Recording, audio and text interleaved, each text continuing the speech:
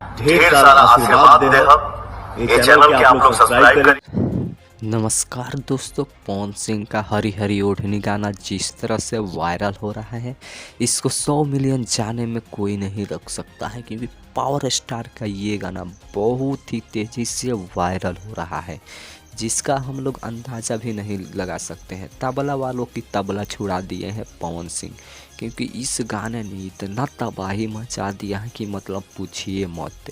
ये गाना 100 मिलियन के क्लब में ज़रूर ही शामिल होगा, जिसकी कुछ ठोस सबूत भी आप लोगों को मैं बता देता हूँ।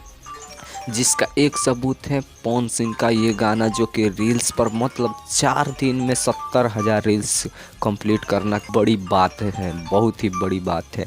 क्योंकि पवन सिंह का ये गाना मात्र 4 दिन में 70,000 रील्स कंप्लीट कर दिया है, और यूट्यूब पर आज 5 दिन हो गया, जिसमें टोटल व्यूज़ है 10.6 मिलियन, मतलब 6 मिलियन, मतलब 10.5 मिलियन व्यूज़ पार हो गए हैं, जो कि आप लोग अंदाज़ा लगा सकते हैं एक दिन में लगभग 2 मिलियन के करीब व्यूज़ जा रहा है। तो इस गाने को 100 मिलियन क्लब में शामिल होने से कोई नहीं रोक सकता है, क्योंकि ये गाना भूचाल मचा के रख दिया है। अभी तो लगन शुरू होने में ये 100 मिलियन से ज़्यादा भी बजने वाला है गाना।